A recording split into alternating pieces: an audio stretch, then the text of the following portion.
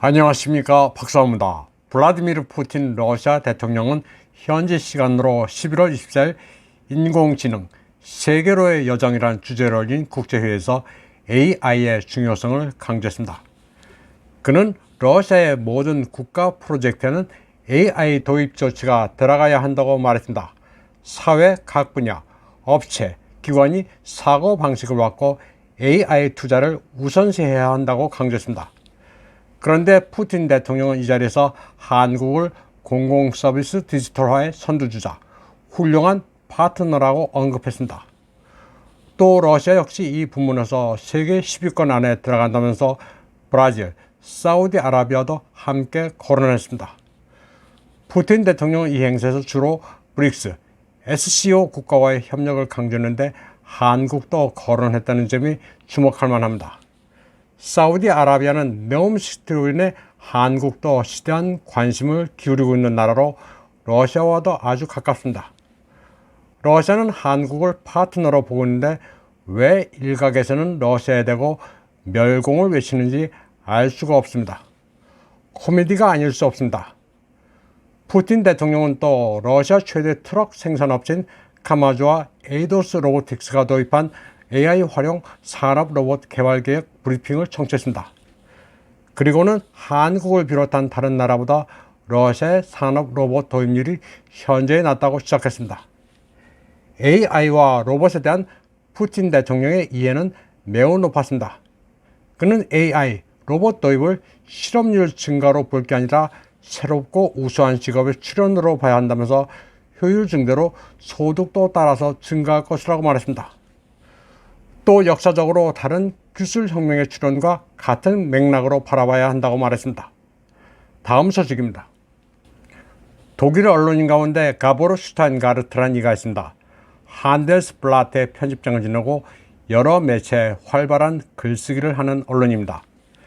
그는 표현의 자유는 선물이 아니라 의무다. 그런데 문제는 비판적 언론인이 되는 게 아니라 무해한 언론인이 되는 것이라고 말하기도 했습니다.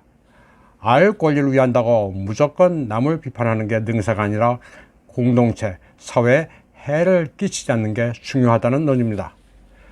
그는 최근 포커스지 독일어판에 독일이 처한 경제적 곤경의 실체를 아주 객관적으로 조명하는 글을 게재했습니다. 사파에서 보시는 것처럼 동맹국으로만 알던 미국이 독일 경제를 압살하고 있다는 취지의 기사입니다. 그는 미국인들이 수십억 달러의 보조금으로 신기술에 대한 국제시장을 자극하고 있으며 그 결과 독일 경제도 어려움을 겪고 있다는 로버트 하벡 독일 경제장관의 발언을 인용했습니다. 이제는 미국으로 인해 정치가 자유시장에 더 많이 간섭을 하게 될 것이란 발언이었습니다. 슈타인가르트는 독일 경제를 억누르고 있는 두 팔이 러시아나 중공이 아니라 유럽과 중공을 희생시키면서 자국의 번영을 추구하는 미국이라고 직격탄을 날렸습니다. 트럼프는 떠났지만 미국 우선주의는 바이든도 마찬가지라고 그는 말했습니다. 그가 독일 경제를 짓누르는 미국의 두 팔이라고 표현한 은인법은 바로 미국의 안보이익 그리고 인플레이션과의 싸움입니다.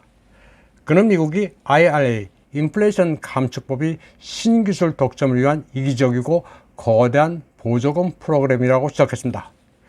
향후 10년 동안 에너지 안보, 기후변화 프로그램에 3,690억 달러를 사용하는 이 법안은 궁극적으로 유럽의 산업을 압박하게 된다고 그는 진단했습니다.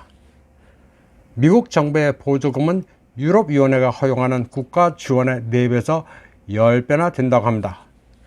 미국 딴에는 인플레이션 퇴치라고 하지만 산업 기반을 강화하기 위한 반칙이라는 게 슈타인가르트의 논지입니다. 미국은 중공의 반도체 산업도 압박하고 있습니다. 10월 초부터 미국은 중공이 자체 칩 생산을 하는 데 필요한 생산 기술의 수출을 제한했습니다. 미국 제조업체인 엔비디아와 AMD는 중공에 수출하려면 선별 절차를 거쳐야 합니다. 이는 중공의 반도체 생산 연구개발, 유지 보수에 타격을 가하기 위한 겁니다. 미국은 자율주행 자동차, 5G, 인터넷 클라우드 서비스, AI 등 모든 면에서 중공의 기술 추격을 늦춰야 하기 때문입니다. 슈타인가르트는 미국이 중공을 기술적으로 견제하면서 유럽에 대해서는 중공과의 파트너십을 중단하라고 압력을 가했다고 지적했습니다. 그는 블룸버그를 인용해 네덜란드의 예를 들었습니다. 미국 관리는 네덜란드 광각기 제조업체 ASML에 대해 마이크로칩 생산 장비를 중공에 팔지 말라고 설득한 점을 적시했습니다. 그러면서 미국은 한편으로는 제국 내에서 반도체 생산을 촉진하기 위해 수십억 달러를 투자하는 법안에 서명했다고 슈타인가르트는 말했습니다. 슈타인가르트는 미국이 뭐든 이겨야 한다는 태도는 독일의 복지를 희생시키게 된다면서 미국의 자유무역은 관리무역으로 이미 대체됐다고 분석했습니다. 그는 올라프 숄츠 총리와 로베르트 하벡 경제장관이 미국의 IRA 본질을 깨달았다고 분석했습니다. 슈타인가르트는 보호주의야말로 혁신을 마비시킨다면서 이는 독일의 산업 심장뿐 아니라 혁신이 앞으로는 유럽에서 어렵다는 것을 의미한다고 말했습니다. 그러면서 미국이 중공을 압박할 때 독일은 중간에 붕 뜨게 된다고 말했습니다. 따라서 올라프 숄츠가 중공에 접근하는 것은 위험 제거 차원이라고 설명했습니다. 중공이 변하면 독일도 따라서 변해야 한다면서 독일 산업협회 회장 지크프리트 루스브룸의 발언을 인용했습니다. 루스브룸 회장은 중공 시장과 디커플링 한다는 발상을 거부한다면서 중공의 물건을 덜 팔 하등의 이유가 없다고 말했습니다. 독일 기업들은 생존을 위해 미국보다는 중공을 선택하고 있습니다. 폭스바겐 차회사 트라톤은 미국의 눈치를 보지 않고 중공 사업을 확장하고 있습니다. 상하이 인근에 트럭 공장을 건설 중이며 이르면 2025년부터 생산을 시작합니다. 바스프의 CEO 마틴 브루덤밀러도 짠장에 100억 유로를 투자해 매년 6만 톤의 공업용 플라스틱을 생산하기로 했습니다. 그는 중공 때리기에서 벗어나 독일인 자신을 다소 자기 비판적으로 바라보는 것이 시급하다고 말했습니다. 독일 경제연구소에 따르면 독일 기업은 2022년 상반기에 모두 100억 유로 이상을 중공에 투자했습니다. 중공은 미국 다음으로 독일에 있어서 큰 수출 시장입니다. 특히 자동차와 플랜트를 중공에 팝니다. 미국의 이기적인 IRA, 인플레이션 감축 법안은 대서양을 사이에 둔 미국과 유럽 간 무역 전쟁의 불씨가 될 전망입니다. 독일의 올라프 숄츠뿐 아니라 프랑스의 마크롱도 동맹국을 깔아뭉개는 미국의 불공정 경쟁에 내심 반발하고 있습니다. 다음 소식입니다. 드미트로 쿨레바 우크라이나 외교부장이 르 파리지앵과의 인터뷰에서 의미심장한 힌트를 던졌습니다. 공개적으로는 부인하면서 실제로는 키예프에 무기를 공급하는 특정 국가들이 있다고 그는 말했습니다. 또 그러한 경우에는 우크라이나의 파트너를 거쳐 무기가 전달된다고 덧붙였습니다. 쿨레바는 구체적으로 어느 나라인지 말은 하지 않았습니다. 그러면서 키예프에 무기를 공급하는 제3국은 공개적으로는 아무것도 지원하지 않는다고 주장하지만 마쿠에서 몰래 전력을 강화시켜주고 있다고 말했습니다. 한편 미국의 뉴욕타임즈는 우크라이나에 대한 무기 이전으로 인해 서방의 무기 비축량이 비는 바람에 키예프에 무기를 공급하겠다는 정치인들의 약속이 점점 지키기가 어려워져 가고 있다고 보도했습니다.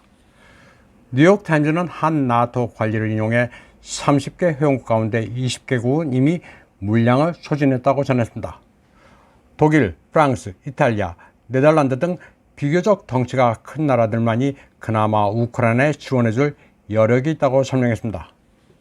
뉴욕타임즈에 따르면 2월부터 지금까지 미국과 동맹국들은 프랑스의 연간 국방 예산과 맞먹는 400억 달러를 키예프에 퍼줬습니다. 이 과정에서 독일은 이미 9월에 한계에 도달했으며 아무것도 줄 게 없는 리투아니아는 동맹국들이 가진 것을 모두 줘야 한다는 황당한 주장을 하고 있습니다. 미국은 이러지도 저러지도 못하는 상황입니다. 무기를 주자니 비축분은 바닥났고 안 주자니 딱히 둘러댈 말도 없습니다. 미국의 뉴욕타임즈가 이런 보도를 하는 것으로 보면 그 속내를 알 수 있습니다. 수십 개국이 우크라이나를 지원하면 러시아가 나가 떨어지겠거니 대충 넉놓고 있다가 수렁에 빠진 것으로 보면 틀림이 없습니다. 우크라이나가 연전연승하고 있으며 수많은 러시아 무기를 노획했다는 말을 액면 그대로 받아들이면 젤렌스키가 맨날 무기 달라, 돈 달라고 할 하등의 이유가 없습니다. 이번 방송은 여기까지 하겠습니다. 시청해주신 여러분 감사합니다.